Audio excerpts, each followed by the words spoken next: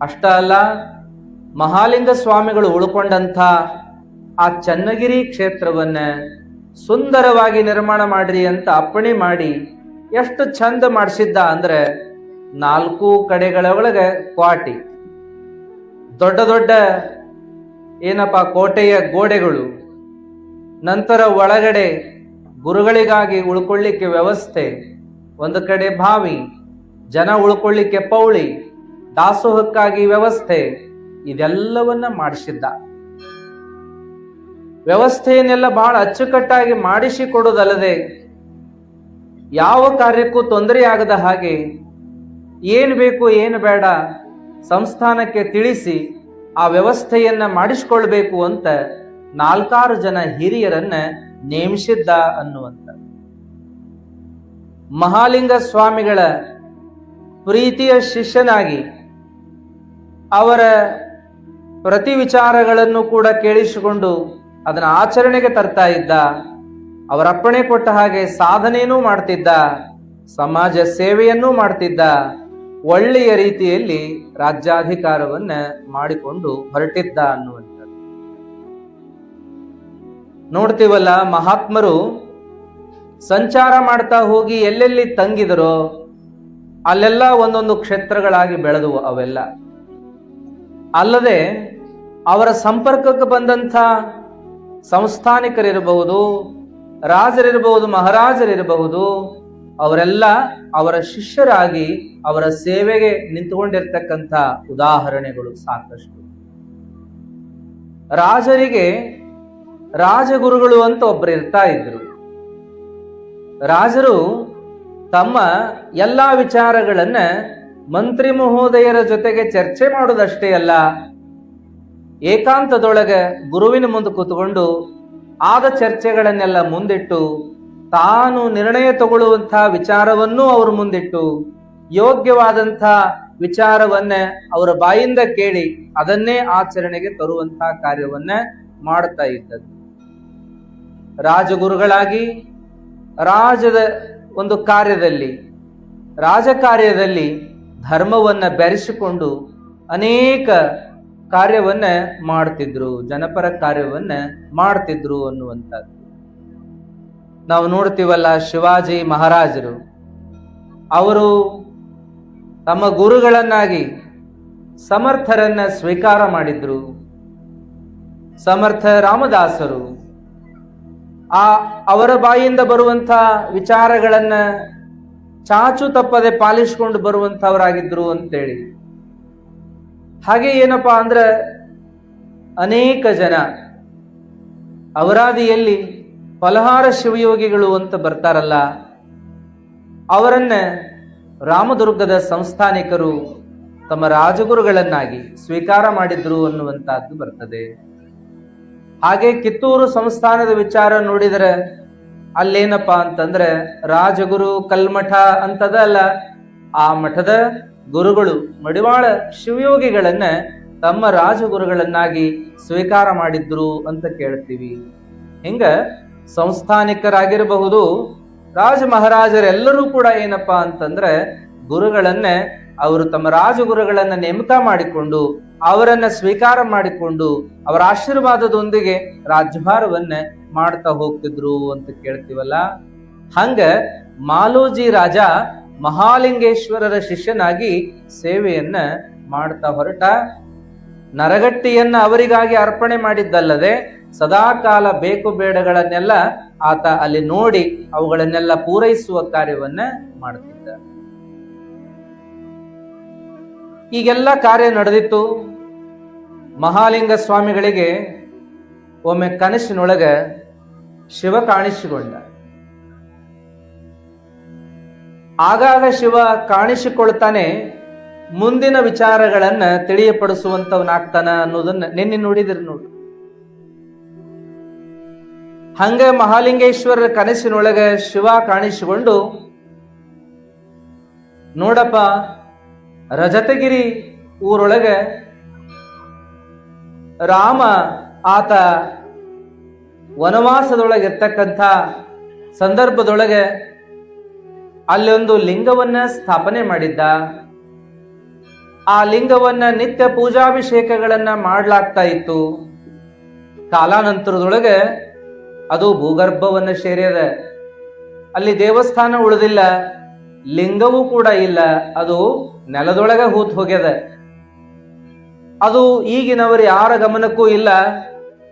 ಅದು ಏನಾಗ್ಯದ ಅಂತಂದ್ರೆ ಬಹಳ ದುಃಖಕರ ಸಂಗತಿಯಾಗಿ ಉಳಿದದ. ಗೊತ್ತಿರುವಂತ ಹಿರಿಯರಿಗೂ ಕೂಡ ಅದನ್ನೇನು ಮಾಡ್ಲಿಕ್ಕೆ ಆಗ್ತಾ ಇಲ್ಲ. ಅದಕ್ಕೆ ಮಹಾಲಿಂಗ, ನೀನು ಹೋಗಿ ಆ ಲಿಂಗವನ್ನ ಭೂಮಿಯಿಂದ ತೆಗೆಸಿ ಮತ್ತದನ್ನ ಶುದ್ಧೀಕರಿಸಿ ಪೂಜಾಭಿಷೇಕಗಳನ್ನ ಮಾಡಿ ನಿನ್ನ ಜೊತೆಗೇನೆ ಚನ್ನಗಿರಿಗೆ ಕರ್ಕೊಂಡು ಬರಬೇಕು ಅನ್ನುವಂತ ಅಪ್ಪಣೆ ಆಗ್ತದೆ. ಅವಾಗ ಮಹಾಲಿಂಗ ಸ್ವಾಮಿಗಳು ಏನು ಆ ಅಶರೀರವಾಣಿ, ಆಕಾಶವಾಣಿ ಏನು ಶಿವವಾಣಿ ಆಯ್ತೋ ಅದನ್ನು ಕೇಳಿಸಿಕೊಂಡಂಥವ್ರು ತಡ ಮಾಡಲಿಲ್ಲ. ಭಕ್ತರನ್ನೆಲ್ಲ ಕರೆದು ಅವ್ರ ಮುಂದೆ ವಿಷಯ ತಿಳಿಸಿದ್ರು. ರಜತಗಿರಿಪುರದೊಳಗೆ ಒಂದು ಶಿವಲಿಂಗ ಹೂತು ಹೋಗ್ಯದ, ಅಲ್ಲಿಗೆ ನಾವು ಹೋಗೋಣ ಅಂತ ಎಲ್ಲಾರನ್ನು ಕರ್ಕೊಂಡು ಬರ್ತಾರ. ರಜತಗಿರಿಪುರ ಅಂತಂದ್ರೆ ಈಗಿನ ಧವಳೇಶ್ವರ ಅಂತ. ರಜತ ಧವಳ ಗಿರಿಪುರ ಧವಳೇಶ್ವರ. ಧವಳೇಶ್ವರ ನಿಮಗೆಲ್ಲ ಗೊತ್ತಿರುವಂತಹದ್ದು. ಧವಳೇಶ್ವರ ಊರಿಗೆ ಆವಾಗ ರಜತಗಿರಿಪುರ ಅಂತ ಕರಿತಕ್ಕಂಥದ್ದು. ಅಲ್ಲೇನಪ್ಪಾ ಅಂದ್ರೆ ಮಹಾಲಿಂಗ ಸ್ವಾಮಿಗಳು ಭಕ್ತರ ಜೊತೆಗೆ ಅಲ್ಲಿಗೆ ಬರ್ತಾರೆ.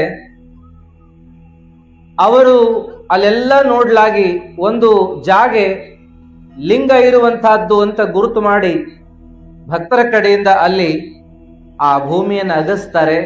ಲಿಂಗವನ್ನ ಅಲ್ಲಿಂದ ತೆಗೆದಾಗ ಎಲ್ಲರಿಗೂ ಆಶ್ಚರ್ಯ. ಏನಿದು, ನಮಗ್ ಗೊತ್ತೇ ಇರಲಿಲ್ಲ. ಇದೇ ನೆಲದ ಮೇಲೆ ತಿರುಗಾಡ್ತಾ ಇದ್ವಿ, ಇದೇ ನೆಲದ ಮೇಲೆ ನಾವು ಓಡಾಡ್ತಾ ಇದ್ವಿ, ಇಲ್ಲೊಂದು ಲಿಂಗ ಐತಿ ಅನ್ನೋದೇ ಗೊತ್ತಾಗಿರ್ಲಿಲ್ಲ. ಏನಪ್ಪಾ ಇದು, ಎಂತ ಅಚಾತುರ್ಯ ಆಯ್ತಲ್ಲ ನಮ್ಮಿಂದ, ಎಂತ ಅಪಚಾರ ಆಯ್ತಲ್ಲ ನಮ್ಮಿಂದ, ನಾವಿದನ್ನು ಗುರುತಿಸದಾದಿವಲ್ಲ ಅಂತ ಹೇಳಿ ದುಃಖ ಮಾಡಿಕೊಂಡು ಮಹಾಲಿಂಗ ಸ್ವಾಮಿಗಳಿಗೆ ನಮಸ್ಕಾರ ಮಾಡಿ, ಅಪ್ಪ ನಮಗ್ ಉದ್ಧಾರ ಮಾಡ್ಬೇಕು, ನೀನು ಇಲ್ಲಿಗೆ ಬಂದು ಇಲ್ಲಿಯೇ ಲಿಂಗ ಆದ ಅಂತ ತೆಗೆಸಿದಿ ಅಂತಂದ್ರೆ ನಿನ್ನಂತ ಪುಣ್ಯಾತ್ಮ ಮತ್ಯಾರಪ್ಪ, ನಿನ್ನಂತ ಮಹಾತ್ಮ ಮತ್ತೊಬ್ರು ಯಾರಪ್ಪ, ನಮ್ಮ ಕಣ್ಣೆದುರಿಗಿರುವಂತ ನೀನು ಸ್ವತಃ ಶಿವಸ್ವರೂಪ ಅಂತ ತಿಳ್ಕೊಂಡು ಮಹಾಲಿಂಗೇಶ್ವರರನ್ನ ಕೊಂಡಾಡ್ತಾರ ಅನ್ನುವಂತ. ಮಹಾಲಿಂಗ ಸ್ವಾಮಿಗಳು ಶಿವನಪ್ಪಣೆಯಾಗ್ಯದ, ನಾವು ಬಂದೀವಿ ಇಲ್ಲಿ ಏನಪ್ಪಾ ಅಂದ್ರೆ ಈ ಲಿಂಗವನ್ನ ಶುದ್ಧೀಕರಿಸಿ ಆ ಲಿಂಗಕ್ಕೆ ಅಭಿಷೇಕವನ್ನ ಮಾಡಿ ನಮ್ಮ ಜೊತೆಗೆ ಆ ಲಿಂಗವನ್ನ ನಾವು ಆ ನರಗಟ್ಟಿಗೆ ತೆಗೆದುಕೊಂಡು ಹೋಗ್ತೀವಿ ಅಂದಾಗ ಭಕ್ತರು ಮತ್ತೊಂದು ಮಾತಾಡ್ಲಾರ್ದ ಕೈ ಮುಕ್ಕೊಂಡು ನಿಲ್ತಾರೆ. ಇನ್ನು ಕೆಲ ಭಕ್ತರೆಲ್ಲ ಅಪ್ಪ ನಮಗ ಅದನ್ನ ಇಲ್ಲೇ ಸ್ಥಾಪನೆ ಮಾಡಿ ಕೊಟ್ರೆ ಪೂಜಾ ಮಾಡ್ಕೊಂಡು ಹೋಗ್ತೀವಿ ಅಂತ ಬೇಡ್ತಾರ. ಇಲ್ಲ, ಶಿವನ ಅಪ್ಪಣೆ ಏನಾಗ್ಯದ ಅಂದ್ರೆ ನಮ್ಮ ಜೋಡಿನ ಚನ್ನಗಿರಿಗೆ ಕರ್ಕೊಂಡು ಹೋಗ್ಬೇಕು ಅನ್ನೋದಾಗ್ಯದ. ಹಾಗಾಗಿ ಯಾರು ಅನ್ಯತಾ ಭಾವಿಸ್ಬೇಡ್ರಿ ಅಂತೇಳಿ ಆ ಲಿಂಗವನ್ನು ಶುದ್ಧೀಕರಿಸಿ ಅಲ್ಲಿ ಅದನ್ನ ಅಭಿಷೇಕ ಮಾಡಿ ಆ ನಂತರ ಆ ಅದ್ಧೂರಿ ಕಾರ್ಯಕ್ರಮ ಮಾಡೋದಲ್ಲದೆ ಆ ಊರಿಗೆಲ್ಲ ಅನ್ನದಾಸೋಹ ಕಾರ್ಯವನ್ನು ಮಾಡಿ ಊರವರಿಗೆಲ್ಲ ಆಶೀರ್ವಾದವನ್ನು ಮಾಡ್ತಾರೆ. ನಂತರ ಅವರು ಆ ಲಿಂಗಕ್ಕೆ ನಮಸ್ಕಾರ ಮಾಡಿ ಇದೇನಪ್ಪಾ ಅಂತ ಕೇಳಿದ್ರೆ ರಾಮೇಶ್ವರ ಲಿಂಗ, ಇದು ರಾಮಲಿಂಗ, ಇದು ರಾಮೇಶ್ವರ ಲಿಂಗ. ರಾಮ ವನವಾಸದೊಳಗಿರುವಾಗ ಏನು ಯಾತ್ರೆಯಾಗಿ ಇಲ್ಲಿಗೆ ಬಂದಾಗ ಇಲ್ಲಿ ಸ್ಥಾಪನೆ ಮಾಡಿದ್ದ ಅನ್ನುವಂತ ಸೂಚನೆ ನನಗೆ ಸಿಕ್ಕದ. ಇದನ್ನ ಚನ್ನಗಿರಿಗೆ ಕರ್ಕೊಂಡೋಗಿ ಸ್ಥಾಪನೆ ಮಾಡಬೇಕು ಅನ್ನುವಂತ ಅಪ್ಪಣೆ ಶಿವ ಮಾಡಿದ್ದಾನ ಅಂದ ಮೇಲೆ ನಾನು ಈ ಲಿಂಗವನ್ನ ತಗೊಂಡು ಹೋಗ್ತೀನಿ ಅಂತ ಎಲ್ಲಾ ಭಕ್ತರಿಗೆ ತಿಳಿಸಿ ಆ ಲಿಂಗಕ್ಕೊಮ್ಮೆ ನಮಸ್ಕಾರ ಮಾಡಿ ಮಹಾಲಿಂಗ ಸ್ವಾಮಿಗಳು ಹೊರಟು ನಿಲ್ತಾರೆ. ನೋಡ್ರಿ ಆಶ್ಚರ್ಯ ಏನಂತಂದ್ರೆ ಮಹಾಲಿಂಗ ಸ್ವಾಮಿಗಳು ಮುಂದೆ ಹೊರಟ್ರೆ ಆ ಲಿಂಗ ಏನಪ್ಪಾ ಅಂತಂದ್ರೆ ಆ ಲಿಂಗ ತಾನೇ ನಡೆದು ಹೋಯ್ತಂತೆ. ಆ ಲಿಂಗ ಮಹಾಲಿಂಗ ಸ್ವಾಮಿಗಳ ಹಿಂದೆ ತಾನೇ ನಡೆದು ಹೋಯ್ತು, ಉರುಳು ಸೇವೆಯನ್ನ ಮಾಡ್ತಾ ಹೋಯ್ತು ಅನ್ನುವಂತ ಮಾತು ಪುರಾಣದೊಳಗ ಬರ್ತದೆ. ನೋಡ್ರಿ, ಶಿವಲಿಂಗವೇ ಮಹಾಲಿಂಗ ಸ್ವಾಮಿಗಳನ್ನ ಬೆನ್ನಹತ್ತಿತು. ಶಿವಲಿಂಗವೇ ನಡ್ಕೊಂಡು ಮಹಾಲಿಂಗ ಸ್ವಾಮಿಗಳ ಒಂದು ಬೆನ್ನು ಬಿದ್ದಿತು ಅನ್ನುವಂತ ಮಾತು ಬರ್ತದೆ. ಏನಪ್ಪ ಇದರ ತಾತ್ಪರ್ಯ ಅಂತಂದ್ರೆ ಮಹಾತ್ಮ ಒಬ್ಬ ತನ್ನ ಶಕ್ತಿಯಿಂದ ಶಿವನನ್ನೇ ಭೂಮಿಗೆ ತರ್ತಾನೆ, ಅಲ್ಲದೆ ತಾನು ಹೇಳಿದಂತೆ ಶಿವನನ್ನ ಕೇಳುವ ಹಾಗೆ ಮಾಡ್ತಾನೆ, ಅಥವಾ ಶಿವ ಶರಣರು ಹೇಳಿದ ಹಾಗೆ, ಮಹಾತ್ಮರು ಹೇಳಿದ ಹಾಗೆ ಕೇಳ್ತಾನೆ ಎನ್ನುವಂಥದ್ದು. ಯಾಕಂದ್ರೆ ಆತ ಬೋಲಾಶಂಕರ, ಆತ ಭಕ್ತಿಗೆ ಮಣಿಯುವಂತಾತ. ನಾವೀಗ ದಾರಿ ಒಳಗೆ ಬರುವಾಗ ನಮ್ಮ ರಾಮಕೃಷ್ಣ ದೇವರ ಜೊತೆಗೆ ಮಾತಾಡ್ತಾ ಇದ್ವಿ. ಅವಾಗ ಮಾತನಾಡುವಾಗ ಅವರೊಂದು ವಚನ ತಗೊಂಡು ಚಿಂತನೆ ಮಾಡಿದರು. ಈ ಸಂದರ್ಭಕ್ಕೆ ಅದು ಯೋಗ್ಯ ಅನಿಸ್ತು ನೋಡ್ರಿ, ನಿಮ್ ಮುಂದೆ ಹೇಳ್ಬೇಕದನ್ನು. ನಾದಪ್ರಿಯ ಶಿವನೆಂಬರು ನಾದಪ್ರಿಯ ಶಿವನಲ್ಲವಯ್ಯ, ವೇದಪ್ರಿಯ ಶಿವನೆಂಬರು ವೇದಪ್ರಿಯ ಶಿವನಲ್ಲವಯ್ಯ. ನಾದವ ಮಾಡಿದ ರಾವಣಂಗೆ ಅರೆಯಾಯುಷ್ಯವಾಯಿತು, ವೇದವನೋದಿದ ಬ್ರಹ್ಮನ ಶಿರಹೋಯಿತು. ನಾದಪ್ರಿಯನೂ ಅಲ್ಲ, ವೇದಪ್ರಿಯನೂ ಅಲ್ಲ, ಭಕ್ತಿಪ್ರಿಯ ನಮ್ಮ ಕೂಡಲ ಸಂಗಮ ದೇವ. ಭಗವಂತ ಎದಕ್ಕಾಗಿ ಒಲಿತಾನೆ ಅಂದ್ರೆ, ಯಾತಕ್ಕಾಗಿ ಕರುತ್ತಾನೆ ಅಂದ್ರೆ, ಯಾತಕ್ಕಾಗಿ ಆತ ಕೃಪೆ ಮಾಡ್ತಾನೆ ಅಂದ್ರೆ ಆತ ಭಕ್ತಿಗಾಗಿ ಅನ್ನುವಂತಹದ್ದನ್ನ ಚಿಂತನೆ ಮಾಡ್ತಾ ಇದ್ದರು. ಆತ ನಾದಪ್ರಿಯನೂ ಹೌದು, ವೇದಪ್ರಿಯನೂ ಹೌದು, ಆದ್ರೆ ಎಲ್ಲಕ್ಕೂ ಮಿಗಿಲು ಆತ ಭಕ್ತಿಪ್ರಿಯ ಅನ್ನುವಂಥದ್ದು. ಆತ ಸಂಗೀತಕ್ಕೂ ಮನಸೋಲ್ತಾನೆ. ನಾದ ಬಿಂದು ಕಳೆಗೆ ಒಳಗಾಗುವವ, ಅದನ್ನೂ ಮೀರುವ ಶಕ್ತಿಯೂ ಅವನಿಗದೆ. ನಾದ ಬಿಂದು ಕಳಾತೀತನೂ ಹೌದು, ಆದರೆ ನಾದ ಬಿಂದು ಕಳೆಗಳಿಗೆ ಒಳಗಾಗುವವನೂ ಹೌದು. ಆತ ಅಪರಿಮಿತ ಶಕ್ತಿ ಉಳ್ಳಾತ. ಎರಡೂ ವೈರುಧ್ಯ ಗುಣಗಳು ಅವಂಗದಾವ. ಅವ ಸಾಕಾರನೂ ಹೌದು, ನಿರಾಕಾರನೂ ಹೌದು. ಆತ ಯಾವ ರೀತಿಯಲ್ಲಾದರೂ ಕೂಡ ಎಲ್ಲವನ್ನ ಸ್ವೀಕಾರ ಮಾಡ್ತಾನೆ ಎನ್ನುವಂತಹದ್ದು ಬರ್ತದೆ. ಬಸವಣ್ಣನವರೇ ಹೇಳ್ತಾರಲ್ಲ, ಸಾಕಾರ ನಿರಾಕಾರ ಏಕೋ ದೇವ ಕೂಡಲ ಸಂಗಮ ದೇವ ಅಂತಾರೆ. ಮತ್ತೊಂದು ಕಡೆ 84 ಲಕ್ಷ ಜೀವರಾಶಿ ಒಳಗೆ ಯಾವ ಮುಖದಿಂದ ಬಂದರೂ ನಿನಗೆ ಶರಣೆಂಬುದ ಮಾಣೆ ಅಂತಾರೆ. ಅಂದ್ರೆ ಎಲ್ಲಾ ಮುಖಗಳು ನಿನ್ವಾದಾವು ದೇವ್ರ ಅಂತ ಅಂದಂಗೆ. ಎತ್ತೆತ್ತ ನೋಡಿದಡತ್ತತ್ತ ನೀನೇ ದೇವ, ಸಕಲ ವಿಸ್ತಾರದ ರೂಹು ನೀನೇ ದೇವ ಅಂದಾರಲ್ಲ. ಅಕ್ಕ ಮಹಾದೇವಿನೂ ಹೇಳ್ತಾರೆ, ವನವೆಲ್ಲ ನೀವೇ, ವನದೊಳಗಣ ದೇವ ತರುವೆಲ್ಲ ನೀವೇ, ವನದೊಳಗಾಡುವ ಖಗಮೃಗವೆಲ್ಲ ನೀವೇ, ಚನ್ನಮಲ್ಲಿಕಾರ್ಜುನ ಸರ್ವಭರಿತನಾಗಿ ಅನ್ನುವ ಮಾತದೆ ಅಕ್ಕ ಮಹಾದೇವಿಯವರು. ದೇವರು ಎಲ್ಲಿ ಅದಾನ, ಎಲ್ಲಿಲ್ಲ, ಎಲ್ಲಾ ಕಡೆ ಅದಾನ. ಎಳ್ಳು ಗೊನಿ ಒಳಗೆ ಮುಳ್ಳು ಮೊನಿ ಒಳಗೆ ಪೊಳ್ಳು ಬಿಡದಾಂಗ ತುಂಬಿಕೊಂಡಾನ ಅಂತ ಹೇಳ್ತಾರೆ. ಮುಂದೆ ಮತ್ತೆ ಹೇಳ್ತಾರ, ಯತ್ರ ಜೀವ ತತ್ರ ಶಿವ, ಯತ್ರ ಜೀವ ತತ್ರ ಶಿವ. ಎಲ್ಲೆಲ್ಲಿ ಜೀವ ಕುಲಕೋಟಿ ನೆಲಿತದಲ್ಲ ಅಲ್ಲೆಲ್ಲ ಶಿವನೇ ಇದ್ದಾನೆ, ಎಲ್ಲರ ಹೃದಯದೊಳಗೆ ಆತ ವಾಸವಾಗಿದ್ದಾನೆ ಅನ್ನುವಂತ ಮಾತು. ಆದ್ರೆ ಅವನ ನೋಡುವ ಕಣ್ಣು ನಮಗ ಬೇಕಷ್ಟ. ನಾವೇನ್ ಮಾಡ್ತೀವಂದ್ರೆ ಇಲ್ಲಿ ನೋಡ್ತೀವಿ, ಇಲ್ಲಿ ನೋಡಂಗಿಲ್ಲ. ರಾಮಕೃಷ್ಣ ಪರಮಹಂಸರು ಪ್ರವಚನ ಮಾಡಕತ್ತಿದ್ರಂತ ಹಿಂಗೆ, ದೇವರೆಲ್ಲಾ ಕಡೆ ಅದಾನ, ದೇವರು ಪಶು ಪ್ರಾಣಿ ಪಕ್ಷಿಗಳ ಮೊದಲಾಗಿ ಎಲ್ಲರೊಳಗೂ ಅದಾನ ಅಂತ ಹಿಂಗ ಪ್ರವಚನ ಮಾಡಿದ್ರು. ಅದನ್ನ ಕೇಳಿಸ್ಕೊಂಡಂತ ಒಬ್ಬ ಹುಡುಗ ಮನಿಗೆ ಹೋಗುವಾಗ ಎಲ್ಲಾ ಕಡೆ ದೇವರದಾನ ಅಂತ ಗುರುಗಳು ಹೇಳ್ಯಾರ. ಗಿಡದಾಗದಾನ, ಮರದಾಗದಾನ, ಬಳ್ಳ್ಯಾಗದಾನ, ಕಂಟ್ಯಾಗದಾನ, ಪಕ್ಷಾಗದಾನ, ಪ್ರಾಣಿ ಒಳಗದಾನ ಅಂತ ಹಿಂಗ ಅದನ್ನ ಗುನುಗುನಿಸುವಂತ ಕಂಟಿದ್ದ. ಅವಾಗೇನಾತಂದ್ರೆ ಹಾದಿ ಒಳಗೆ ಆನೆ ಬಂತು. ಆನೆ ಮೇಲೆ ಮಾವುತನು ಇದ್ದ. ಆನೆ ತಗೊಂಡು ಎಲ್ಲೋ ಹೊರಟಿದ್ದ. ಅವಾಗ ಆನೆ ನೋಡ್ದವನ ಹುಡುಗ ಬಹಳ ಖುಷಿಯಾದ. ಆನೆ ನೋಡಿ ಕೈ ಮುಗಿದ, ನೋಡು ದೇವರೇ ಬಂದ, ಎಲ್ಲಾ ಕಡೆ ಇರುವ ದೇವರು ಈ ಆನೆ ಒಳಗೂ ಅದಾನಲ್ಲ ಅಂತ ಕೈ ಮುಕ್ಕೊಂಡು ನಿಂತ ದಾರಿ ಒಳಗೆ. ಆನೆ ಬಂತು.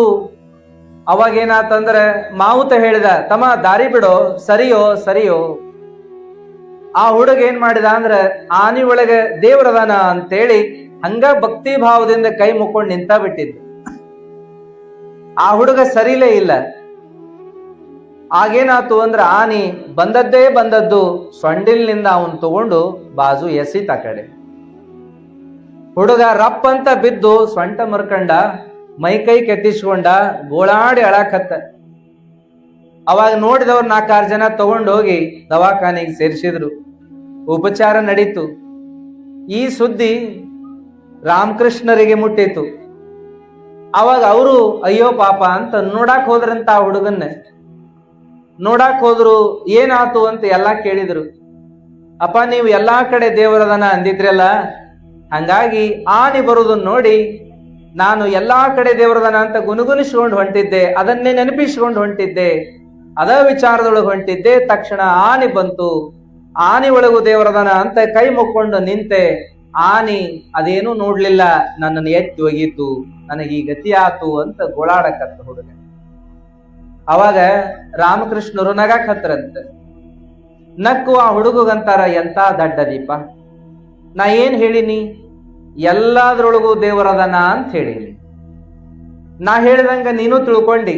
ಗಿಡದಾಗ, ಮರದಾಗ, ಬಳ್ಳ್ಯಾಗ, ಕಂಟ್ಯಾಗ, ಪಕ್ಷಾಗ, ಪ್ರಾಣ್ಯಾಗ ಎಲ್ಲಾ ಕಡೆ ದೇವರದನ ಅನ್ಕೋತ ಹೊಂಟಿ. ಖರೆ ಬರುವ ಆನಿ ಒಳಗೂ ದೇವರದನ ಅಂತ ಕೈ ಮುಗಿದಿ, ಅದು ಖರೆ, ಅದು ಬರೋಬ್ಬರಿನೇ. ಆನಿ ಒಳಗ ದೇವರದನ ಅಂತ ಕೈ ಮುಕ್ಕೊಂಡು ನಿಂತಿ.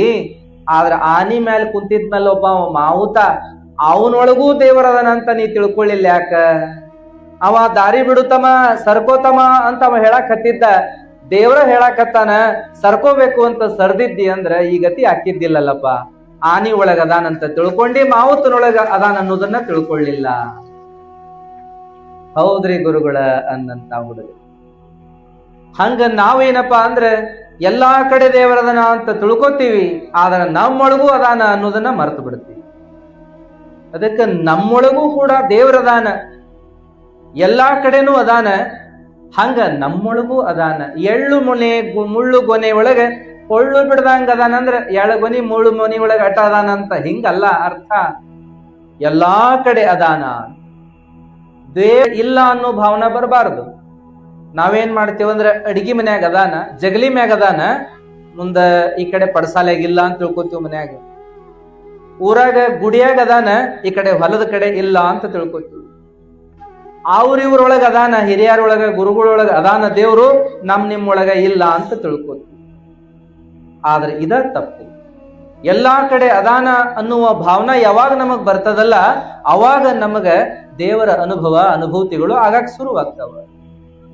ಕಾಣುವ ಎಲ್ಲರೊಳಗೂ ಅವನನ್ನ ನೋಡಾಕ ನಾವು ಪ್ರಯತ್ನ ಮಾಡಬೇಕು. ತಂದೆ ತಾಯಿ ಒಳಗ ಅಷ್ಟ ಅಲ್ಲ, ಗುರು ಹಿರಿಯರೊಳಗ ಅಷ್ಟ ಅಲ್ಲ, ಮಕ್ಕಳೊಳಗ ಅಷ್ಟ ಅಲ್ಲ, ನಾವು ಇನ್ನುಳಿದ ಎಲ್ಲರೊಳಗೂ ಕೂಡ ದೇವರನ್ನ ನೋಡುವಂತ ಭಾವನೆಯನ್ನ ಬೆಳೆಸ್ಕೊಂಡ್ವಿ, ದೃಷ್ಟಿಯನ್ನ ಬೆಳೆಸ್ಕೊಂಡ್ವಿ ಅಂದ್ರೆ ಆ ದೇವರ ಅನುಭವ ನಮ್ಗಾಗಾಕ್ ಶುರುವಾಗ್ತದೆ. ಮೊನ್ನೆ ಕೇಳಿದ್ರಲ್ಲಿ ಗವಾಯಿಗಳು ಚಂದ ಆಡಿದ್ರು. ಎಲ್ಲೋ ಹುಡುಕಿದೆ ಇಲ್ಲದ ದೇವರ, ಕಲ್ಲು ಮಣ್ಣುಗಳ ಗುಡಿಯೊಳಗೆ ಇಲ್ಲೇ ಇರುವ ಪ್ರೀತಿ ಸ್ನೇಹಗಳ ಗುರುತಿಸಲಾದೆವು ನಮ್ಮೊಳಗೆ. ಪ್ರೀತಿ ಸ್ನೇಹಗಳಿಂದ ಏನೇನ್ ನೋಡ್ತೀವೋ, ಯಾರನ್ನ ನೋಡ್ತೀವೋ ಎಲ್ಲರೊಳಗೂ ಅವನೇ ಕಾಣಕ್ ಶುರುವಾಗ್ತಾನ ಅನ್ನುವಂಥದ್ದು. ಹಾಗಾಗಿ ದೇವರನ್ನ ನೋಡುವ ದೃಷ್ಟಿಯನ್ನ ನಾವು ಬೆಳೆಸ್ಕೋಬೇಕು. ದೇವರು ಆತ ನಾದಕ್ಕೂ ಒಲಿತಾನೆ, ವೇದಕ್ಕೂ ಒಲಿತಾನೆ. ಆದರೆ ನಾದ ಅದು ಭಕ್ತಿಯಿಂದ ಕೂಡಿರಬೇಕು, ವೇದ ಅದು ಭಕ್ತಿಯಿಂದ ಕೂಡಿರಬೇಕು ಅಂತ ನಮ್ಮ ದೇವರು ಬಹಳ ಚಂದ ಅದನ್ನ ವಿವರಣೆ ಮಾಡ್ತಾ ಬರ್ತಾ ಇದ್ರು ದಾರಿ ಒಳಗೆ. ಇರ್ಲಿ, ಭಕ್ತಿ ಬಹಳ ಮುಖ್ಯ ಅನ್ನುವಂತ. ಭಕ್ತಿ ಪ್ರಿಯ ನಮ್ಮ ಕೂಡಲ ಸಂಗಮ ದೇವ, ಭಕ್ತಿ ಕಂಪಿತ ನಮ್ಮ ಕೂಡಲ ಸಂಗಮ ದೇವ ಅಂತ ಅನ್ನುವ ಮಾತದೆ. ಹಾಗಾಗಿ ನಾವೆಲ್ಲರೂ ಭಕ್ತಿಯಿಂದ ನೋಡಕ್ ಕಲಿತ್ರೆ ಎಲ್ಲಾ ಕಡೆಗಳಲ್ಲಿ ದೇವರು ಕಾಣ್ತಾನ. ನೀವೆಲ್ಲ ಕತಿ ಇನ್ನೊಂದು ಕೇಳಿರಲ್ಲ, ಹಿರಣ್ಯ ಕಶ್ಯಪ, ಹೌದಲ್ರಿ? ಭಕ್ತ ಪ್ರಹ್ಲಾದನ ಕತಿ ನಿಮ್ಗೆ ಗೊತ್ತದ. ಎಲ್ಲದನೋ ನಿನ್ ದೇವ್ರು ಅಂತ ಅವ ಏನ್ ಕೇಳಿದ್ರಿ? ಹಿರಣ್ಯ ಕಶ್ಯಪ ಪ್ರಹ್ಲಾದನ ಕೇಳಿದ. ಪ್ರಹ್ಲಾದ ಏನ್ ಹೇಳಿದ? ಎಲ್ಲಾ ಕಡೆ ಅದಾನ ಅಂತಂದ. ಇಲ್ಲಿ ಅದಾನನು, ಅಲ್ಲಿ ಅದಾನನು ಅಂತ ಗ್ವಾಡಿ ತೋರಿಸದ, ಕಿಟಕಿ ತೋರಿಸದ, ಬಾಗಲ ತೋರಿಸದ, ಕಂಬ ತೋರಿಸದ, ಮಾಳಿಗೆ ತೋರಿಸದ. ಹೌದಲ್ರಿ? ನಿಮ್ಗೆ ಗುರ್ತೈತಿ, ಸುಮ್ ನೆನಪು ಮಾಡ್ಕೊಳಕ್ ಹೇಳ್ತೀವಿ. ಎಲ್ಲಾ ಕಡೆ ಅದಾನ ಅಂದವ. ನಿನ್ನೊಳಗ ಅಂದ, ನನ್ನೊಳಗೂ ಅದಾನ. ನನ್ನೊಳಗ ಅಂದವ, ನಿನ್ನೊಳಗೂ ಅದಾನ ಅಂದ. ನನ್ನೊಳಗಿಲ್ಲತ್ತ ನಾವು ಏನ್ ಮಾಡ್ತೀರಿ? ಕೊನೆಗೆ ಈ ಕಂಬದಾಗ ಅಂದ, ಅಲ್ಲಿ ಅದಾನ, ಇಲ್ಲಿ ಅದಾನ ಅನ್ಕೊಡ್ದ. ಒಂದು ಕಂಬಕ್ಕೆ ಹೊಡೆದಾಗ ಏನಾತ್ರಿ? ನರಸಿಂಹ ಹೊರಗೆ ಬಂದ. ಮಹಾವಿಷ್ಣು ನರಸಿಂಹ ಅವತಾರದೊಳಗೆ ಪ್ರಕಟ ಆಗಿ ಅವನನ್ನ ಸಂಹಾರ ಮಾಡಿದ ಅನ್ನುವಂಥದ್ದು ಬರ್ತದಲ್ರಿ. ಹಾಗಾಗಿ ಎಲ್ಲಾ ಕಡೆಗಳಲ್ಲಿ ದೇವರದನ್ನ ಅನ್ನೋದಕ್ಕೆ ಇವೆಲ್ಲ ಉದಾಹರಣೆ. ಸಿಸನಾಳ ಶರೀಫರು ಅವರು ಊರಾಗ ಹೋಗಿದ್ರು. ಅವರು ಹಳ್ಳಿ ಬರಗೊಡದ ಮನಿ ಮುಂದ 4 ಹಿರಿಯರು ಬಂದು ಕೂತಾರ ಕಟ್ಟಿ ಮ್ಯಾಗ.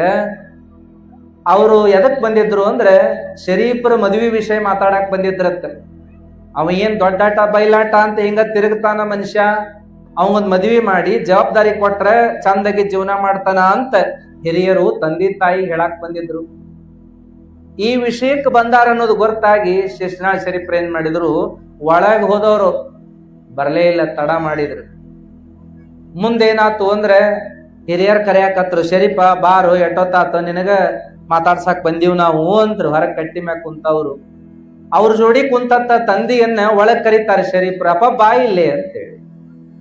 ಒಳಗ ಕರೆದ ಮೇಲೆ ಮತ್ತೆ ಎಷ್ಟೊತ್ತೋ ಆಗ್ತದ. ಹಿರಿಯರಂದ್ರು, ಅಲ್ಲಪ್ಪ ಅಪ್ಪನ್ನು ಒಳಗ್ ಕರ್ಕೊಂಡು ಏನ್ ಮಾಡಾಕತ್ತೋ ಮಾರಾಯ, ಏನ್ ಮಾಡಾಕತ್ತಿ, ಬಂದಾರ ಬಾ ಇಲ್ಲೇ ಅಂದ್ರು. ಎಷ್ಟೊತ್ತಾತಲ್ಲ. ಅವಾಗ ಅವ್ರು ಹೇಳಿದ್ರು, ಶರೀಫ್ರು ನಾನು ಮಕ್ಕಾ ಮದನಾಕ ಹೋಗಿ ಬರಾಕತ್ತೀನಿ ತಡ್ರಿ ಅಂತ. ನಾನು ಅಲ್ಲ, ಅವ್ರಂದ್ರು ಹುಚ್ಚದೇನು ಶಾಣೆ ಇದೀಯ, ಮಕ್ಕಾ ಮದಿನ ಎಲ್ಲೈತಿ, ನೀ ಎಲ್ಲಿದ್ದೀದಿ, ಏನ್ ಹೇಳಾಕತ್ತಿದಿ ಅಂದ್ರು. ಅವಾಗ ಒಬ್ಬ ಹಿರಿಯರು ಒಳಗೆ ಹೋದ್ರು. ನೀ ಏನೋ ಮಾರ ಎಷ್ಟೊತ್ತಾತ ಅಂತೇಳಿ ಒಳಗ ಹೋದ್ರೆ ತಂದೆ ತಾಯಿ ಕುಂದ್ರಿಸಿ ಅವ್ರನ್ನ ಸುತ್ತ ಹಾಕಾಕತ್ತಿದ್ರಂತ ಶರೀಫ್ರು. ನನ್ನ ಮಕ್ಕಾ ಮದಿನ ಯಾರಂದ್ರೆ ಇವ್ರ ನೋಡು ಅಂತ ಹೇಳಿದ್ರಂತ ತಂದೆ ತಾಯಿಯನ್ನೇ ತೋರಿಸಿ. ತಂದೆ ತಾಯಿಯೊಳಗ ದೇವರನ್ನ ಕಾಣುವಂತ, ಹಿರಿಯರೊಳಗ ಮುಪ್ಪಾದ ಹಿರಿಯರೊಳಗ ದೇವರನ್ನ ಕಾಣುವಂತ, ಗುರುಗಳೊಳಗ ದೇವರನ್ನ ಕಾಣುವಂತ, ಮಕ್ಕಳೊಳಗ ದೇವರ ಕಾಣುವಂತ ಅಷ್ಟ ಅಲ್ಲ, ಪಶು ಪ್ರಾಣಿ ಪಕ್ಷಿಗಳೊಳಗೂ ದೇವರನ್ನ ಕಾಣಬೇಕ್ರಿ ನಾವು. ಇವತ್ತಿಗಂತೂ ಏನಾಗೈತಿ ಅಂದ್ರೆ ವಿಚಾರ ಮಾಡ್ಬೇಕು, ಪ್ರಾಣಿಗಳನ್ನ ಇವತ್ತು ಸಾಕುವವರ ಸಂಖ್ಯೆ, ಜೋಪಾನ ಮಾಡುವವರ ಸಂಖ್ಯೆ ಬಹಳ ಕಡಿಮೆ ಆಗ್ಯದ. ರೈತರ ಜೋಡಿ ಏನು ಬಾಳೆ ಮಾಡ್ತಿದ್ರು, ರೈತರು ತಮ್ಮ ಜೋಡಿ ಎಷ್ಟೊಂದು ಪ್ರಾಣಿ ಪಕ್ಷಿಗಳನ್ನ ಜೋಪಾನ ಮಾಡ್ತಿದ್ರು. ಎತ್ತುಗಳು, ಎಮ್ಮಿಗಳು, ಆಕಳುಗಳು, ಆಡು, ಕುರಿಯೋ, ಕೋಳಿಯೋ, ಹೀಗೆ ನೂರಾರು ದನಗಳನ್ನ ಒಬ್ಬೊಬ್ಬರ ಮನೆಯಾಗ 10-20 ದನಗಳು ಆರಾಮಾಗಿರ್ತಿದ್ವು. ಇವತ್ತೆಲ್ಲ ಅವುಗಳನ್ನ ನೋಡಕ್ ಸಾಧ್ಯ ಆಗುದಿಲ್ಲ ಅಷ್ಟೆಲ್ಲ. ಇನ್ನು ಈ ಭಾಗದಾಗ ಸ್ವಲ್ಪ ಅದಾವ, ಬೇರೆ ಭಾಗದೊಳಗೆ ಹೋದ್ರೆ ಮತ್ತಷ್ಟು ಕಡಿಮೆ ಆಗ್ಯಾವ. ಊರಿಗೆ ಒಂದು 10-20 ದನಗಳು ಅದಾವಂದ್ರೆ ಬಹಳ ದೊಡ್ಡದು ಅನ್ನುವಂಗ ಆಗ್ಯಾವ. ಏನಾಗ್ಯಾವ ಅಂತಂದ್ರೆ ಅವೆಲ್ಲ ಕಸಾಯಿ ಖಾನೆಗೆ ಹೊಂಟಾವ. ಎಂತ ಖೇದಕರ ಸಂಗತಿ ನೋಡ್ರಿ. ಜೋಪಾನ ಮಾಡೋರ ಸಂಖ್ಯೆ ಕಡಿಮೆ ಆಗ್ಯದ. ಮತ್ತೆ ಎಲ್ಲ ಏನಪ್ಪಾ ಅಂತಂದ್ರೆ ಜರ್ಸಿ ದನಗಳನ್ನೇ ಹೆಚ್ಚು ಮಾಡಿ, ಎಚ್.ಎಫ್ ದನಗಳನ್ನೇ ಹೆಚ್ಚು ಮಾಡಿ, ಹಾಲು ಹೈನಕ್ಕಂತ ಅವುಗಳನ್ನೇ ಜೋಪಾನ ಮಾಡೋದಾಗ್ಯದ. ಅವುಗಳ ಕರಾನು ಜೋಪಾನ ಮಾಡ್ಲಾರ್ದ ಕಟಗರಿ ಕೊಡುವಂತ ವ್ಯವಸ್ಥೆ ಬಂದದ. ಇನ್ನ ನಾಯಿ ನರಿಗಳ ಜೀವನ ಅಂತೂ ಎದಕ್ಕೂ ಬೇಡ. ಅವುಗಳನ್ನು ಹೊಡೆಯೋದು, ಓಡಿಸೋದು, ಗಾಡಿ ಹಾಯಿಸೋದು ಎಲ್ಲಿ ಬೇಕಲ್ಲಿ ನಾವು ನೋಡ್ತೀವಿ, ಸತ್ತೇ ಬಿದ್ದಿರ್ತಾವ. ಇನ್ನು ಹಾವುಗಳು ಕಂಡ್ರೆ ಹಿಡಿದು ಹೊಡಿಯೋದು, ಬಡಿಯೋದು. ಈಗಂತೂ ಏನಾಗ್ಯಾವಂದ್ರ ಮನ್ಯಾಗ, ಅವಾಗೆಲ್ಲ ಏನ್ ಇರ್ತಿದ್ವಲ್ರಿ, ಸಣ್ಣ ಸಣ್ಣ ಕ್ರಿಮಿಕೀಟಗಳು ಹಿಡ್ಕೊಂಡು ಎಷ್ಟೆಲ್ಲ ಇರ್ತಿದ್ವು ಮನ್ಯಾಗ. ಇವತ್ತೇನೂ ಇಲ್ಲ. ಚೇಳು ಕಣ್ಣಿಗೆ ಕಾಣದಂಗ ಹೋಗ್ಯದ. ಹಾವುಗಳು ಅಷ್ಟೆಲ್ಲ ಇವತ್ತು ಉಳಿದೇ ಇಲ್ಲ. ಇನ್ನುಳಿದ ಜಂತುಗಳಂತೂ ಎಷ್ಟು ಕಡಿಮೆ ಆಗ್ಯಾವ ಅಂದ್ರೆ ಇವತ್ತಿನ ಕಾಲದ ಕಡ್ತಕ್ಕ ಎಲ್ಲಾ ನಶಿಸಿ ಹೋಗ್ಯಾವ. ದಯವಿರಬೇಕು ಸಕಲ ಪ್ರಾಣಿಗಳೆಲ್ಲರಲ್ಲಿ ಅಂತ ಹೇಳ್ತಾರೆ. ಆದ್ರೆ ನಾವ್ ಯಾವ ದಯಾ ತೋರ್ಸಾಕತ್ತೀವಿ ಇವತ್ತು? ಹಾಗಾಗಿ ಹಾಲು ಕೊಟ್ಟು ನಮ್ಮನ್ನೆಲ್ಲ ರಕ್ಷಣೆ ಮಾಡುವಂತ, ಗೋಮಾತೆ ಅನಿಸ್ಕೊಂಡಿರುವಂತ ಆಕಳಗಳನ್ನೇ ಸರಿಯಾಗಿ ಉಳಿಸ್ಕೊಳ್ತಾ ಇಲ್ಲ ನಾವು. ಅವುಗಳನ್ನ ಜೋಪಾನ ಮಾಡ್ತಾ ಇಲ್ಲ. ಅವುಗಳು ಕಸಾಯಿ ಖಾನಿಗೆ ಹೊಂಟಾವ. ದಿನ ಅವೆಲ್ಲ ಏನಪ್ಪಾ ಅಂದ್ರೆ ಜೀವ ಕಳ್ಕೊಳ್ಳಿಕತ್ತಾವ ಅನ್ನುವಂತಹದ್ದನ್ನ ನೋಡ್ತೀವಿ, ಕೇಳ್ತೀವಿ. ಅದಕ್ಕೆ ಹಂಗಾಗಬಾರದು. ಎಲ್ಲ ಜೀವರೊಳಗೂ ಕೂಡ ದೇವರದಾನ ಅನ್ನೋದು ತಿಳ್ಕೊಂಡಂತ ನಾವುಗಳು ಅಂಥ ಜೀವಗಳನ್ನ ಹಿಂಸೆ ಮಾಡಬಾರದು. ಹಿಂಸೆ ಮಾಡೋರನ್ನು ಕೂಡ ನಾವು ಹೇಳಿ ಬಿಡಿಸಬೇಕು ಅನ್ನುವಂತ ಭಾವನೆಯನ್ನ ಬೆಳೆಸ್ಕೋಣ ಅಂತ ಹೇಳಿ ಮಹಾಲಿಂಗ ಸ್ವಾಮಿಗಳು ಅವರು ಸಂಚಾರ ಮಾಡ್ತಾ ಹೊರಟರು. ಅವರು ಧವಳೇಶ್ವರದಿಂದ ಚನ್ನಗಿರಿಗೆ ಬರಕತ್ತಾಗ ಲಿಂಗವೇ ಅವರಿಂದ ನಡೆದು ಬಂತು ಅಂತ ಹೇಳಿ ಮಹಾತ್ಮರು ಹೇಳಿದಂಗ ದೇವರು ಕೇಳ್ತಾನ ಅನ್ನೋದಕ್ಕೆ ಉದಾಹರಣೆ ನೋಡ್ರಿ ಇವೆಲ್ಲ.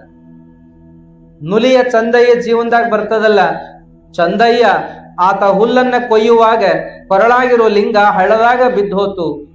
ನಾನು ನನ್ನ ಕಾಯಕ ಮಾಡುವಾಗ ನೀನ್ಯಾಕ ಬಿದ್ದಿ, ನಿನ್ನನ್ನು ನಾನು ಕಟ್ಕೊಳ್ಳೋದಿಲ್ಲ ಕೊಳ್ಳಾಗ ಅಂತ ಚಂದಯ್ಯ ಹೇಳಿ ಆ ಲಿಂಗವನ್ನ ತಗೊಳ್ಳೇ ಇಲ್ಲ, ಕಟ್ಕೊಳ್ಳೇ ಇಲ್ಲ, ಬಿಟ್ಟು ಹೊರಟ್ರೆ ಲಿಂಗಯ್ಯ ಚಂದಯ್ಯನ ಹಿಂದ ಬೆನ್ ಹತ್ತಿಂದಂತ. ಯಪ್ಪ ನನ್ನ ತಪ್ಪಾತು, ನನ್ನ ಕೊಳ್ಳಾಕ್ ಕಟ್ಗೋ ಅಂತ ಬೆನ್ ಹತ್ತಿಂದಂತ ಲಿಂಗಯ್ಯ. ನೋಡ್ರಿ, ಹಿಂಗ ಚನ್ನಗಿರಿ ಕ್ಷೇತ್ರಕ್ಕೆ ಬರುವಾಗ ಮಹಾಲಿಂಗರ ಹಿಂದ ಲಿಂಗಯ್ಯನೇ ಬೆನ್ನ ಹತ್ತಿದ್ನಂತ. ಚಂದಯ್ಯನ ಆ ಜೀವನದೊಳಗೆ ಬರುವಂತ ಘಟನೆಯಂತೆ ಇಲ್ಲೇನಾತು ಅಂತಂದ್ರೆ ಈ ರಾಮೇಶ್ವರ ಲಿಂಗ ಮಹಾಲಿಂಗರ ಹಿಂದೆ ಬೆನ್ನ ಹತ್ತಿ. ಅವಾಗ ನೋಡಿದವರಿಗೆಲ್ಲ ಆಶ್ಚರ್ಯ. ನಾನು ಆ ಲಿಂಗವನ್ನು ಹಿಡಿತೇನೆ, ನಾನು ಆ ಲಿಂಗವನ್ನು ಹರ್ತೇನೆ, ನಾನು ಚನ್ನಗಿರಿ ಕ್ಷೇತ್ರದವರೆಗೂ ಮುಟ್ಟಿಸ್ತೇನೆ ಅಂದ್ರೆ ಯಾರ ಕೈಗೆ ಸಿಗದಂಗ ಆ ಲಿಂಗ ಉರುಳು ಸೇವೆಯನ್ನ ಮಾಡ್ತಾ ಮಾಡ್ತಾ ಮಹಾಲಿಂಗಪುರ ಚನ್ನಗಿರಿ ಕ್ಷೇತ್ರಕ್ಕೆ ಬಂತು ಅನ್ನುವಂತ ಮಾತು ಪುರಾಣದಲ್ಲಿ. ಮುಂದೆ ಮಹಾಲಿಂಗ ಸ್ವಾಮಿಗಳು ಆ ಲಿಂಗವನ್ನು ತಗೊಂಡು ಅಲ್ಲಿ ಸ್ಥಾಪನೆ ಮಾಡ್ತಾರೆ. ಚನ್ನಗಿರಿ ಒಳಗೆ ಸುಂದರವಾದ ದೇವಾಲಯ ಕಟ್ಟಿಸ್ತಾರೆ. ಇವತ್ತಿಗೂ ಕೂಡ ಏನಪ್ಪಾ ಅಂದ್ರೆ ಚನ್ನಗಿರಿಗೆ ನೀವು ಹೋದ್ರೆ ಆ ರಾಮೇಶ್ವರ ಲಿಂಗದ ದೇವಸ್ಥಾನವನ್ನು ನೋಡಬಹುದು. ಎದುರುಗಡೆನೆ ದೇವಸ್ಥಾನ ಇದೆ, ಪಕ್ಕದೊಳಗೆ ಮಹಾಲಿಂಗ ಸ್ವಾಮಿಗಳ ಮಂಟಪ ಇದೆ, ಸಾಧನೆ ಮಾಡಿರುವಂತ ಆ ಒಂದು ಕ್ಷೇತ್ರ. ಹೀಗೆ ಆ ಧವಳೇಶ್ವರದ ಪ್ರಸಂಗ ನಡೆದ ಮೇಲೆ ಈ ಸುದ್ದಿ ಮಾಲೋಜಿ ರಾಜನಿಗೆ ಮುದೋಳಕ್ಕೆ ಹೋಗಿ ಮುಡ್ತ್ರಿ. ಅವಾಗ ಮಾಲೋಜಿ ರಾಜ ತಕ್ಷಣ ಮಹಾಲಿಂಗ ಸ್ವಾಮಿಗಳನ್ನ ನೋಡ್ಬೇಕು ಅಂತ ಹೇಳಿ ಆತ ಬರ್ತಾನೆ. ಆ ಸಂದರ್ಭ ನೋಡೋಕ್ಕಿಂತ ಪೂರ್ವದೊಳಗೆ ನಮ್ ಗವಾಯಿಗಳನ್ನು ಒಂದು ಹಾಡನ್ನು ಕೇಳೋಣ. ಯಾವ್ದಾದ್ರು ಹಾಡು.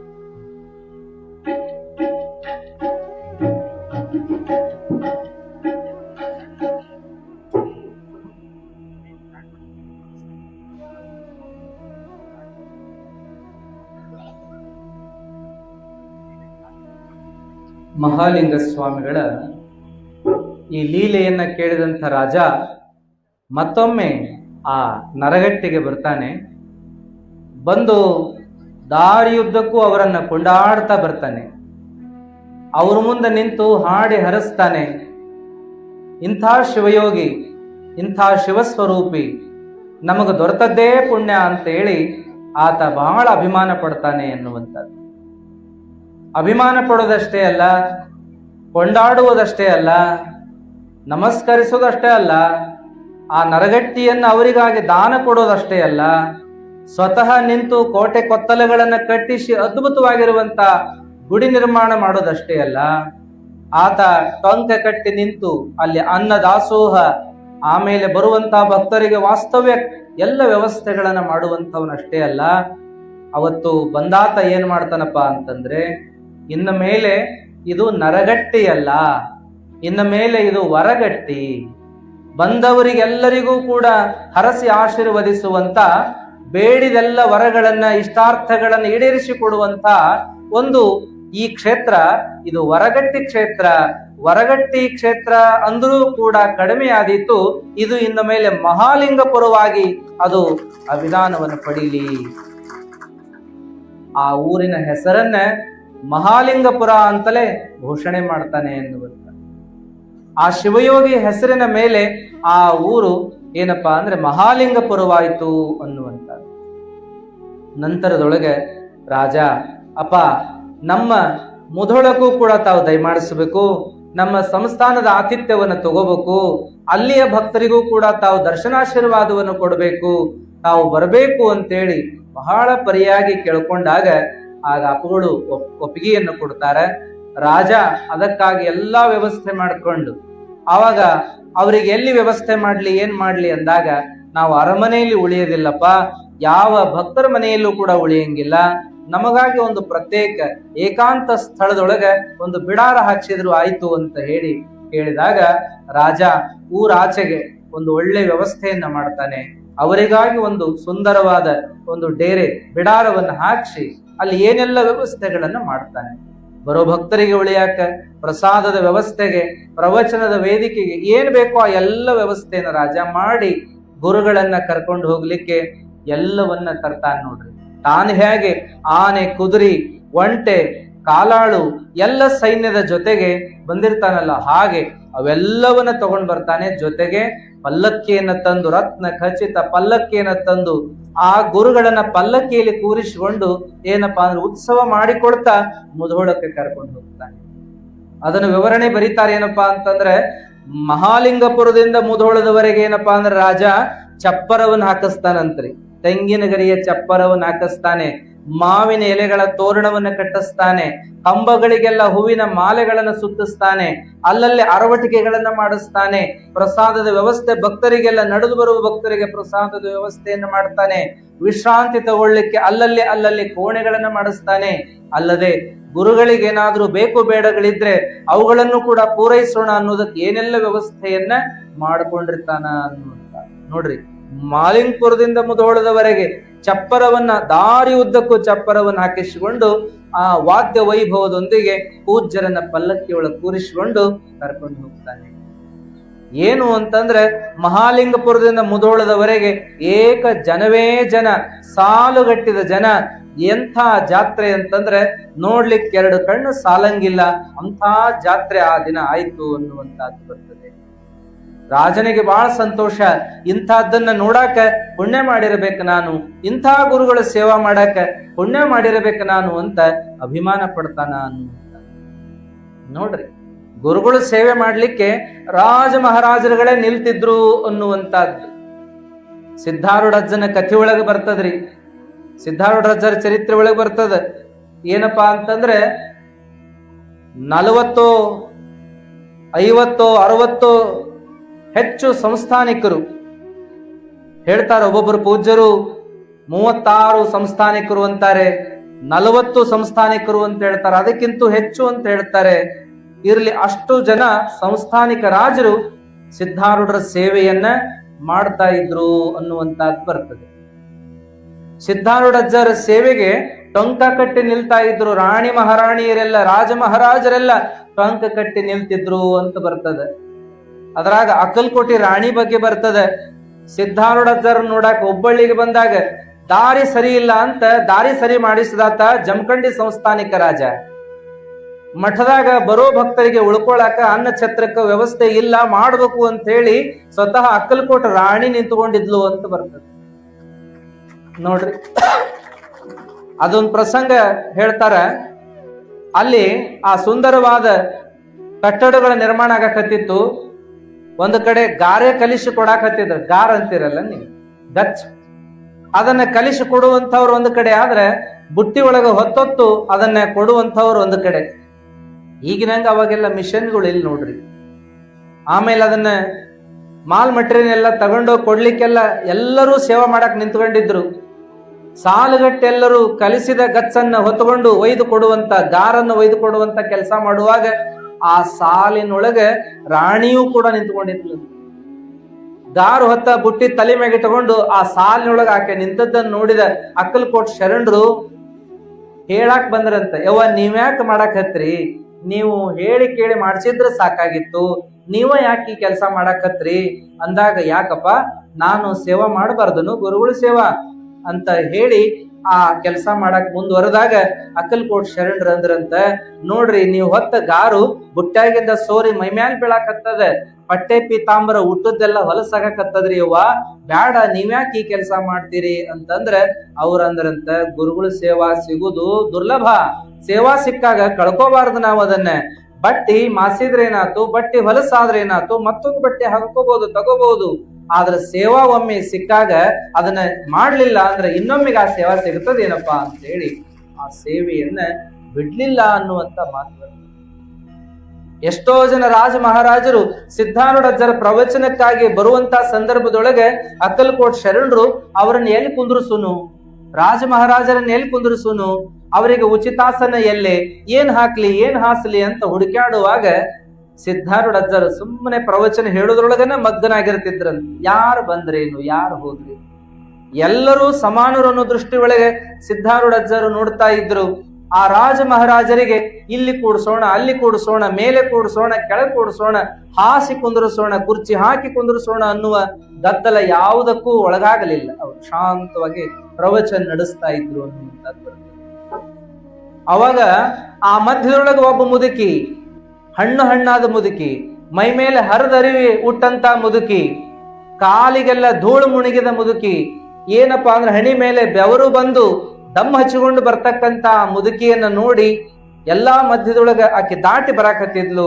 ಸಿದ್ಧಾರೂಢಜ್ಜ ಪ್ರವಚನ ಬಿಟ್ಟ ಎದ್ದು ಹೊರಟ್ರಂತರಿ ಆ ಮುದುಕಿಯನ್ನು ಕರ್ಕೊಂಡ್ ಬರಾಕ್ತರಿ. ರಾಜ ಮಹಾರಾಜರು ಬಂದ್ರು ಹೊಳ್ಳೆ ನೋಡ್ಲಾರ್ದಂತವ್ರು, ಅವ್ರಿಗೆ ವ್ಯವಸ್ಥೆ ಮಾಡ್ರಿ ಅನ್ಲಾರ್ದಂತವ್ರು. ಆದ್ರೆ ಒಬ್ಬ ಮುದುಕಿ, ಹಣ್ಣಣ್ಣಾದ ಮುದುಕಿ, ಹರಕರಿ ಹುಟ್ಟ ಮುದುಕಿ, ಆಮೇಲೆ ಏನಪ್ಪಾ ಅಂದ್ರ ಬೆವತು ದಮ್ ಹಚ್ಕೊಂಡು ಬರ್ತಕ್ಕಂತ ಮುದುಕಿ, ಧೂಳೆಲ್ಲ ಮುಳುಗಿದ ಪಾದಗಳಿಂದ ಬರ್ತಕ್ಕಂತ ಮುದುಕಿಯನ್ನು ನೋಡಿ ಪ್ರವಚನ ಬಿಟ್ಟು ಎದ್ದು ಹೋಗಿ ಕರ್ಕೊಂಡು ಬಂದ್ರಂತ ತಾಯಿಯನ್ನು. ಇರ್ಲಿ, ಅವರು ಎಲ್ಲರನ್ನ ಸಮಾನರು ಅಂತ ನೋಡ್ತಿದ್ದದ್ದು ಒಂದು ಕಡೆ, ಮತ್ತೊಂದು ಕಡೆ ಇಂಥ ಮುಪ್ಪಿನ ಆ ಸಂದರ್ಭದೊಳಗೆ ಆಕೆ ಬರುವಂತ ಸ್ಥಿತಿಯನ್ನ ನೋಡಿ ಪ್ರೀತಿಯಿಂದ ಆಕೆಯನ್ನ ಕೈ ಹಿಡಿದು ಕರ್ಕೊಂಡು ಬಂದ್ರೆ ಅದೊಂದು ಪ್ರಸಂಗ ಬರ್ತದ್ರೆ, ತಾಯಿ ಯಪ್ಪ ನಿನ್ನ ನೋಡ್ಬೇಕಂತ ಬಹಳ ದಿವಸದ ಹಂಬಲ ನಂದು, ಇವತ್ತದು ಪೂರ್ಣ ಆತ್ ನೋಡು ಅಂತ ಸಂತೋಷದಿಂದ ಆಕೆ ನಮಸ್ಕಾರ ಮಾಡಿರ್ಲತ್ತ. ಮಾಡುದಷ್ಟ ಅಲ್ಲ, ನಿನ್ನ ದಾಸೋಹಕ್ಕ ನಂದು ಒಂದು ಸೇವಾ ಮಾಡ್ಬೇಕು ಅಂತೇಳಿ, ನಾನು ಒಂದೀಟ್ ಏನಾರ ಸೇವಾ ಮಾಡ್ಬೇಕು ಅಂತೇಳಿ ಆಕೆ ಒಂದು ದುಡ್ಡನ್ನ ತನ್ನ ಏನ್ ಸೆರಗನ್ಯಾಗ ಕಟ್ಟಿದ್ಲು ಆ ದುಡ್ಡನ್ನ ತೆಗೆದು ಕೊಟ್ಲತ್ತ. ಅವಾಗ ಆ ದುಡ್ಡು ತಗೊಂಡು ಅಪ್ಪ ಅವ್ರ ನಮಸ್ಕಾರ ಮಾಡಿ ಆವಾಗ ಅಡಿಗೆ ಮಾಡೋರ್ನ ಕರೆದು ಹೇಳಿದ್ರತ್ತೆ, ಇದೊಂದ್ ದುಡ್ಡು ತಗೊಳ್ರಿಪ್ಪ, ಅಮ್ಮ ಹೇಳಾಕತ್ತಾಳ ದಾಸೋಹಕ್ಕೆ ಉಪಯೋಗ ಮಾಡ್ರಿ ಅಂತೇಳಿ, ಎಲ್ಲರಿಗೂ ಮುಟ್ಟಬೇಕಪ್ಪ ಯಪ್ಪ ನಾ ಮಾಡಿದ ಸೇವಾ ಅಂತ ಆಕೆ ಅಂದಾಗ ಸಿದ್ಧಾರೂಢಜ್ಜ ಆಗ್ಲಿ ಅಂತ ಹೇಳಿ ಅದ ಒಂದು ದುಡ್ಡಿನ ಕೋತಂಬರಿ ಶಿವುಡನ್ ತರಿಸಿ ಏನಪ್ಪಾ ಅಂತಂದ್ರೆ ಅಡಿಗೆಗೆ ಸಾರಿಗೆ ಹಾಕಿಸ್ಬಿಟ್ರೆ ಆ ಮೂಲಕ ಆಕೆ ಸೇವಾ ಎಲ್ಲರಿಗೂ ಮುಟ್ಟಿತ್ತು ಅನ್ನುವಂತ. ಇರ್ಲೇನಪ್ಪ ಅಂದ್ರೆ ಇಲ್ಲಿ ನೋಡ್ಬೇಕಾದ್ದೇನಂದ್ರೆ ರಾಜ ಮಹಾರಾಜರು, ರಾಣಿ ಮಹಾರಾಣಿಯರೆಲ್ಲ ಸೇವಾ ಮಾಡಿದ್ರು ಅನ್ನುವಂಥದ್ದು. ಇವತ್ತಿಗೂ ಅಮೃತ್ಸರದ ವಿಚಾರವನ್ನು ಕೇಳ್ತೀವಿ. ಎಂತೆಂತ ಶ್ರೀಮಂತರು ಬಂದಲ್ಲಿ ಕಸ ಹೊಡಿತಾರ, ಬಾಂಡಿ ತಿಕ್ತಾರ, ಬರೋರಿಗೆ ಊಟದ ವ್ಯವಸ್ಥೆ ಮಾಡ್ತಾರ, ಊಟಕ್ಕೆ ನೀಡ್ತಾರ, ಎಲ್ಲರನ್ನೂ ನೀಡಿ ಉಣಿಸಿ ಕಳಿಸಿ ತಾವು ಊಟ ಮಾಡ್ತಾರ ಉಳಿದದ್ದನ್ನ ಅಂತ ನಾವು ಕೇಳ್ತೀವಿ. ಸೇವಾ ಮನೋಭಾವ ನೋಡ್ರಿ. ಇವತ್ತು ಸತ್ಯಸಾಯಿ ಸೊಸೈಟಿ ಏನದ ಅಲ್ಲ, ಅಲ್ಲಿಯೂ ನೋಡ್ತೀವಿ. ಓಂ ಶಾಂತಿ ಆಶ್ರಮಗಳಲ್ಲಿ ನಾವು ನೋಡ್ತೀವಿ, ಬೇರೆ ಬೇರೆ ಕಡೆಯಲ್ಲಿ ಸೇವಾ ನೋಡ್ತೀವಿ. ಎಂಥ ಸೇವಾ ಅಂತಂದ್ರೆ ಅಲ್ಲೆಲ್ಲ ಕೇಳ್ತಾರ, ನಮಗ ಕಸ ಹೊಡಿ ಸೇವಾನ ಕೊಡ್ರಿ, ನಮಗ ಅಡಿಗೆ ಮಾಡೋ ಸೇವಾ ಕೊಡ್ರಿ, ನಮಗ್ ಊಟಕ್ಕೆ ನೀಡೋ ಸೇವಾ ಕೊಡ್ರಿ, ನಮಗ್ ಬಾಂಡಿ ತಿಕ್ಕೋ ಸೇವಾ ಕೊಡ್ರಿ ಅಂತ ಕೇಳಿ ವಾರ ತಿಂಗಳ ನಿಂತು ಸೇವಾ ಮಾಡಿ ಬರುವಂತವ್ರು ಅದಾರ. ಈ ಕಾಲಕ್ಕೂ ಕೂಡ ನೋಡ್ತೀವಿ. ಅದಕ್ಕೆ ಸೇವಾ ಅದು ಬಹಳ ದೊಡ್ಡದ್ರಿ. ಸೇವಾ ಮಾಡೋ ಅವಕಾಶ ಸಿಕ್ಕಾಗ ಕಳ್ಕೋಬಾರ್ದು ಅನ್ನುವಂತಹದ್ದು ಆ ಸಂದರ್ಭವನ್ನ ನಾವಿಲ್ಲಿ ನೋಡಾಕತ್ತೀವಿ.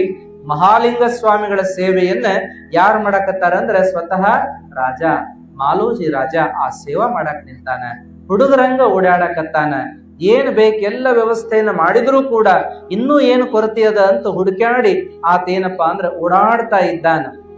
ಏನಪ್ಪಾ ಪರಮ ಸಾತ್ವಿಕ ಅಂಗಳೆಂಟು ಅಂತ ಕೇಳ್ತೀವಲ್ಲ, ಕೈ ಕಾಲು ನಡುಗುವಂತ, ಏನಾದ್ರೂ ಕೊರತೆ ಆಗಬಾರ್ದಲ್ಲ ಅನ್ನುವ ಆತಂಕವನ್ನು ಇಟ್ಟುಕೊಂಡು ಮತ್ತ ಬರು ಹೋಗೋವರನ್ನೆಲ್ಲ ದೇವರಂಗ ಕಂಡು ಕೈ ಮುಗಿದು ಪ್ರೀತಿಯಿಂದ ಓಡಾಡಿ ಸೇವೆಯನ್ನ ಮಾಡುವಂತ ಎಲ್ಲ ಸಾತ್ವಿಕ ಗುಣಗಳು ಆ ರಾಜನೊಳಗ ಕಂಡಾಗ ಮಹಾಲಿಂಗ ಸ್ವಾಮಿಗಳಿಗೆ ಬಹಳ ಅಭಿಮಾನ ಅನಿಸ್ತಂತೆ. ಎಂಥ ರಾಜಪ್ಪ ಇವ, ಇರ್ಬೇಕು ಇಂಥ ರಾಜ ಅಂತ ಹೇಳಿ. ಇಂಥ ರಾಜನ ಕೈಯೊಳಗ ಈ ರಾಜ್ಯದೊಳಗೆ ವಾಸ ಮಾಡುವ ಎಲ್ಲ ಪ್ರಜೆಗಳು ಸುಖದಿಂದ ಬಾಳ್ತಾರ ಅಂತ ಸಂತೋಷದಿಂದ ಹೇಳಿದ್ರಂತ ಪೂಜ್ಯರು. ಆ ವ್ಯವಸ್ಥೆಯನ್ನೆಲ್ಲ ಮಾಡಿದ್ದ. ಆಗ ಎಲ್ಲಾ ವ್ಯವಸ್ಥೆ ಎಲ್ಲ ನಡೆದಾಗ ಅಲ್ಲೇ ಇರ್ತಕ್ಕಂಥ ಪಕ್ಕದ ಗ್ರಾಮ, ಒಂದು ಸಣ್ಣ ಗ್ರಾಮ ಸುಟ್ರಟ್ಟಿ ಅಂತ ಊರ, ಅದು ಈಗ ಮಹಾಲಿಂಗಪುರ ಏನು ಮುಧೋಳದೊಳಗನ ಕೂಡೇದಂತ, ಅದೊಂದು ಓಣಿ ಆಗಿಬಿಟ್ಟದ ಅನ್ನುವಂತ ಮಾತು ಬರುತ್ತೆ. ಅಲ್ಲೇನಾಯ್ತು ಅಂದ್ರೆ ಒಬ್ಬ ಭಕ್ತ ಗಂಗಯ್ಯ ಅನ್ನುವಂತಾತ ತನ್ನ ಮನೆಗೆ ಗುರುಗಳನ್ನು ಕರೆಸ್ಬೇಕಂತ ಅಪೇಕ್ಷ. ನಾನು ಸೇವಾ ಮಾಡ್ತೀನಿ, ನನಗೂ ಒಂದು ಅವಕಾಶ ಕೊಡ್ರಿ, ನಾನು ಎಷ್ಟು ಸಾಧ್ಯ ಅದನೋ ಅಷ್ಟು ಜನಕ್ಕೆ ಪ್ರಸಾದ ಮಾಡಿಸ್ಬೇಕು ಅಂತ ಮಾಡೀನಿ, ನನಗೊಂದು ಅವಕಾಶ ಕೊಡ್ರಿ ಅಂತ ಬೇಡಾಕತ್ತಿದ್ದ. ರಾಜರ ಕಡೆಯಿಂದ ಅಪ್ಪಣೆ ಸಿಗಬೇಕು ಅಂದ್ರೆ ನಿಮ್ಗೆ ಅವಕಾಶ ಕೊಡ್ತೀವಂತ ಮಂತ್ರಿಗಳನ್ನ ಕತ್ತಿದ್ರು. ಈ ಎಲ್ಲಾ ಮಾತುಕತೆ ನಡೆದಾಗ ಮಹಾಲಿಂಗ ಸ್ವಾಮಿಗಳು ಆ ಭಕ್ತನ ಕರೆದು ಮಾಡ್ತೀನಂತನಪ್ಪ, ಮಾಡ್ಲಿ ಬಿಡು, ಒಪ್ಪಿಗೆ ಕೊಡ್ರಿ ಅಂದಾಗ, ಅಪ್ಪ ಬಡವದಾನ, ಆತ ಬಹಳ ಸಾಮಾನ್ಯ ಮನುಷ್ಯ, ದುಡಿದು ತಿನ್ಬೇಕು, ಅಂಥವ ಏನು ದಾಸೋಗ ಮಾಡ್ತಾನು, ಬೇಡ, ಹಂಗ ಆತ ಇಲ್ಲೇ ಆಶೀರ್ವಾದ ತಗೊಂಡು ಹೋಗ್ಲಿ ಅನ್ನೋದಕ್ಕೆ ಹೇಳಾಕತ್ತೀವಿ ಅಂದ್ರೆ ಮಹಾಲಿಂಗ ಸ್ವಾಮಿಗಳಂದ್ರು, ಭಕ್ತರನ್ನ ಬಡವ್ರ ಅನ್ನಬೇಡ್ರಪ್ಪ, ಭಕ್ತಂಗೆ ಬಡತನ ಇಲ್ಲ, ನಿತ್ಯಂಗೆ ಮರಣ ಇಲ್ಲ. ಭಕ್ತಿ ಅನ್ನುವಂತಹದ್ದೇ ದೊಡ್ಡ ಸಂಪತ್ತು ಅವರದು. ಹಾಗಾಗಿ ಅವರನ್ನ ಬಡವರು ಅನ್ನುವಂತ ಅವಶ್ಯಕತೆ ಇಲ್ಲ, ಆ ದೃಷ್ಟಿಯೊಳಗೆ ನೋಡಬೇಡ್ರಿ ಅಂತ ಹೇಳಿ ಮಹಾಲಿಂಗ ಸ್ವಾಮಿಗಳ ಆ ಭಕ್ತನ ಮನೆಗೆ ಹೋಗ್ತಾರೆ. ಸುಟ್ರಟ್ಟಿ ಗ್ರಾಮದೊಳಗಿರ್ತಕ್ಕಂಥ ಭಕ್ತನ ಮನೆಗೆ ಹೋದ್ರೆ ಒಳಗೆ 4 ಮಂದಿ ಕುಂದುರುವ ಟಟ್ಟ ಜಾಗ. ಆದ್ರೆ ಹೇಳ್ಯಾನ ಇಡೀ ಊರಿಗೆಲ್ಲ ಹೇಳಿಬಿಟ್ಟಾನವ, ಬರ್ರಿ ಅಜ್ಜಾರ್ ಬರಾಕತ್ತಾರ, ನಮ್ಮ ಮನಿಗ್ ಬಂದು ಅವ್ರ ಆಶೀರ್ವಾದ ತಗೋರಿ, ಪ್ರಸಾದ ಮಾಡೇ ಹೋಗ್ಬೇಕು ಎಲ್ಲಾರು ಅಂತ ಊರೆಲ್ಲ ಮಂದಿ ಕರೆದು ಬಿಟ್ಟಾನ. ಮಹಾಲಿಂಗ ಸ್ವಾಮಿಗಳು ಬಂದ್ರು, ಊರೆಲ್ಲ ಅವ್ರ ಮನಿ ಅಂಗಳದಾಗ ಒಳಗ ಹೋಗಿ ಬಂದೀವು ಅಂದ್ರೆ ಜಾಗ ಇಲ್ಲ. 4 ಮಂದಿ ಕೂತಿದ್ರಟ್ಟ ಮಹಾಲಿಂಗ ಸ್ವಾಮಿಗಳು ಅವ್ರ ಶಿಷ್ಯರು, ಮನಿ ಒಳಗ ಈ ಇಬ್ರು ದಂಪತಿಗಳು. ಮುಗಿದೋಯ್ತು. ಅವಾಗ ಎಲ್ಲಾರು ಅನ್ನಕತ್ತಿದ್ರು, ಏನಪ್ಪಾ ಇಡೀ ಊರೆಲ್ಲ ಮಂದಿ ಕರೆದಾನ, ಹೆಂಗ್ ಮಾಡ್ತಾನ ಏನ, ಅವಂಗ ಒಳಗ ಜಾಗ ಇಲ್ಲ, ಎಷ್ಟ್ ಮಂದಿಗೆ ಅಡಿಗೆ ಮಾಡಿದ್ದಾನು, ಊರೆಲ್ಲ ಊಟ ಹಾಕ್ತೇನೆ ಅಂತಾನು ಅಂತ ಒಂದ್ ಕಡೆ ಮಾತಾಡಕತ್ತಿದ್ರು. ಇನ್ನೊಂದು ಕಡೆ ನಮಗ್ ಏನ್ ಬೇಕಾಗ್ಯದ, ಮಹಾಲಿಂಗ ಸ್ವಾಮಿಗಳ ಆಶೀರ್ವಾದ ಸಾಕಲ್ಲ, ಏನು ಊಟ ಉಪಚಾರ ಇದ್ದ ಇರ್ತತ್ ಬಿಡು, ಮಹಾತ್ಮರನ್ನ ನೋಡುದು ಬಹಳ ಮುಖ್ಯ ಅಂತ ಕೆಲವ್ರು ಅನ್ನಕತ್ತಿದ್ರು.